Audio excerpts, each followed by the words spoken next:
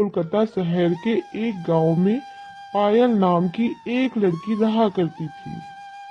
पायल अपने माता पिता के साथ बहुत खुश थी। पायल के पिता एक बहुत बड़े बिजनेसमैन थे। पायल की माँ शहर के एक बड़े स्कूल में टीचर थी। पायल के माता पिता अक्सर अपने काम में बिजी रहा करते थे, जिसकी वजह से वो पायल को ज्यादा टाइम नहीं दे पाते थे। पायल के माता पिता पायल की देखभाल करने के लिए घर में एक नौकरानी रख रखे थे, जिसकी वजह से पायल अपने पैसों पर बहुत घमंड करती थी और अपने माता पिता के पैसों को खूब उड़ाती थी। माँ बाप के बिजी होने और दूर रहने के कारण पायल को अच्छी परवरिश नहीं मिल पाई थी। पायल एक घमंडी लड़की थी और उसके बोलने का तरीका बिल्कुल भी सही नहीं था। वो हमेशा लोगों से झगड़ा करती और लोगों को गलत फलत बातें बोलती रहा करती थी।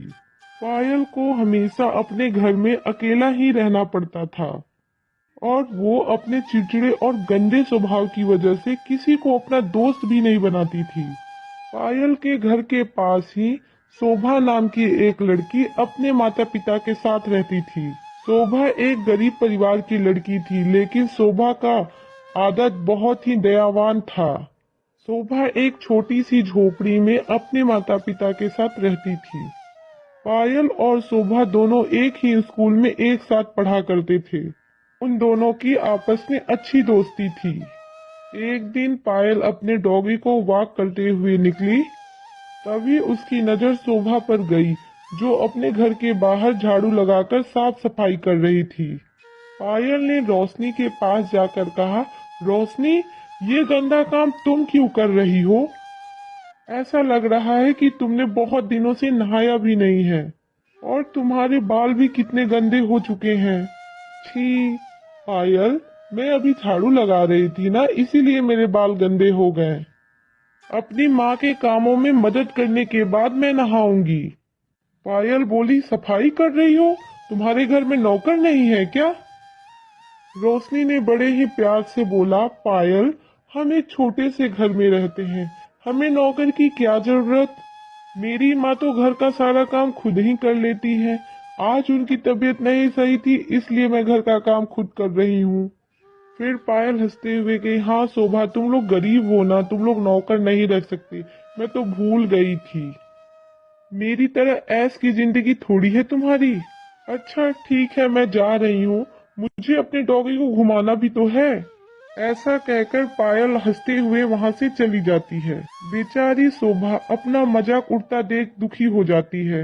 वैसे शोभा मार्केट से सब्जियां ले रही होती है, तभी पायल लाल फ्रॉक पहने उसके पास आती है। पायल शोभा से कहती है, अरे शोभा, देखो मेरी नई ड्रेस, बताओ मैं कैसी लग रही हूँ, मैं तुम्हें दिखाने आई हूँ। शोभा ने बोला, तुम्हारा ड्रेस बहुत सुंदर है, सच में तुम बहुत सुंदर लग रही हो। हाँ, ये मेरे पापा मेरे लिए अमेरिका से लाए हैं, बहुत महंगी है ये ड्रेस। हाँ सचमुच, तुम किसी राजकुमारी से कम नहीं लग रही हो, तुम बहुत सुंदर लग रही हो। पायल ने कहा कि शोभा, तुम भी तो नई ड्रेस खरीद सकती हो, तुमने नहीं खरीदा क्या? शोभा ने कहा, पायल तुम तो जानती हो ना, हम बहुत गरीब हैं, हम दो वक्त खाना भी बड़े मुश्किल से खाते हैं, और वैसे भी मैं अपने पुराने कपड़ों के साथ ही बहुत खुश हूँ, मुझे नए कपड़े की नहीं जरूरत है। ओह सॉरी, मैं तो भूल गई थी, तुम लोग के पास इतने अच्छे कपड़े कहाँ से आएंगे, तुम लोग तो गरीब हो ना, मेरी तरह अमीर नहीं हो। ठीक है, तुम पहनो अपनी वही फटी पुरानी कपड़े। पायल की कड़वी बातें सुनकर शोभा का चेहरा उदास हो गया। उसे पायल की बातों से बहुत दुख हुआ। ठीक है शोभा, अब मैं चलती हूँ, ओके बाय। ऐसा कहकर पायल वहाँ से चली जाती है और बेचारी शोभा उदास मन से अपने घर आ जाती है। शोभा की माँ लता अपनी बेटी का उदास चेहरा देखकर बहुत दुखी होती है। उन्हें समझ आ जाता है कि शोभा क्यों उदास है, कोई ना कोई बात तो जरूर है। उसकी माँ शोभा का मन अच्छा करने के लिए उसकी पसंद का खाना बनाती है। फिर शोभा की माँ खाना उसके पास लेकर आती हैं। फिर उसकी माँ कहती है, मेरी प्यारी बेटी, देखो मैंने अपने हाथों से तुम्हारी पसंद का खाना बनाया है, अब चलो जल्दी से खा लो। शोभा के चेहरे पर अभी भी कोई मुस्कान नहीं आई थी, वो अब भी उदास बैठी हुई थी। फिर उसकी माँ अपनी बेटी से बोलती है, क्या हुआ बेटी, तुम इतना उदास क्यों हो? तुम्हें हुआ क्या है? अगर कोई परेशानी है तो तुम अपनी माँ से बता सकती हो। शोभा ने कहा बड़े प्यार से, नहीं माँ, ऐसी कोई बात नहीं है। आज आपने मेरे पसंद का खाना बनाया, मैं बहुत खुश हूँ। पायल को भी आपके हाथ का खाना बहुत पसंद है। आप कहें तो मैं पायल को आपके हाथ का खाना दे आऊं? उसकी माँ कहती है कि बेटा तुम ये खाना खा लो, मैं तुम्हारी फ्रेंड सो पायल को ये खाना दे आती हूँ। ठीक है माँ। उसकी माँ खाना लेकर पायल के घर जाती है। पायल घर में अकेली होती है। बेटा पायल, कहाँ हो तुम? तुम्हारे घर पर मम्मी पापा नहीं है क्या? नहीं आंटी, आज वो आने में थोड़ा लेट हो गए। आप बताइए क्या बात है?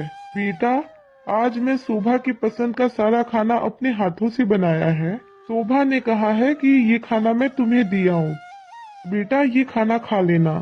शोभा ने बताया था कि तुम्हें मेरे हाथ का खाना बहुत पसंद है। पायल ने कहा, सॉरी आंटी, लेकिन मैं ये खाना नहीं खा सकती।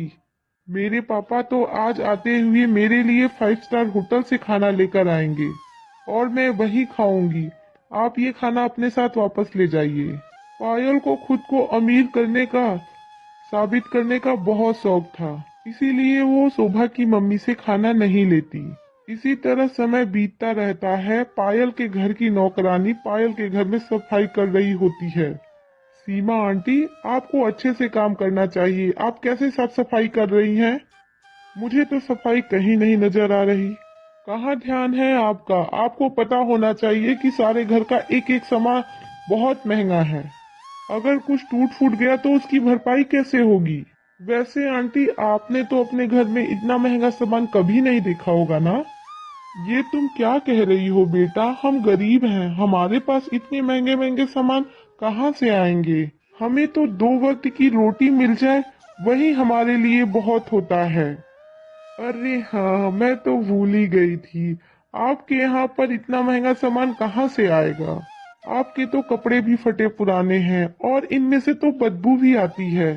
बेचारी नौकरानी ये सब सुनकर बहुत दुखी होती है, लेकिन वो अपना लगा लगाया काम गंवाना नहीं चाहती थी, इसीलिए उसकी बातों पर ध्यान न देकर वो अपने साफ सफाई में लग जाती है।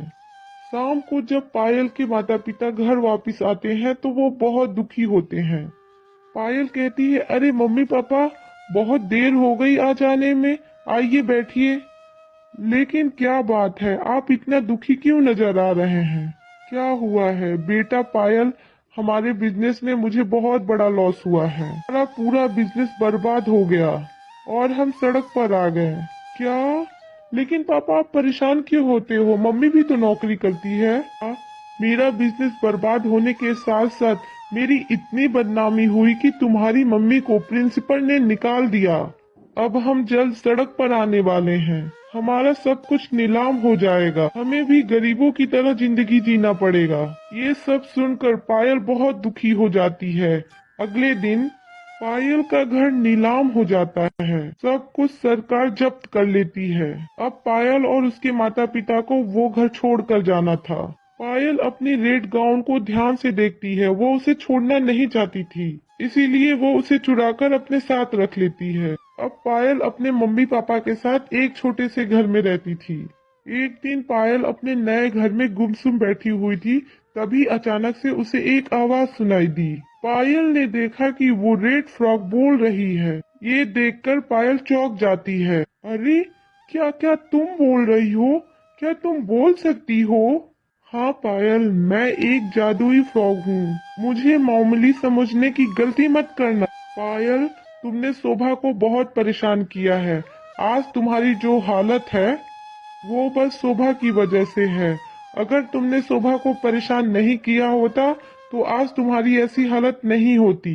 अब जिस तरह शोभा अपने घर में अपने घर का काम करती है और अपनी माँ का मदद करती है, अब उसी तरह तुम्हें भी सब कुछ करना होगा।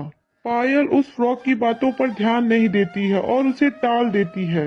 अचानक वो फ्रॉग गुस्से में आ जाती है और पायल को बिजली के झटके देने लगती है। अब पायल बहुत डर जाती है और बिल्कुल वैसा ही काम करती है जैसे फ्रॉग कहती है।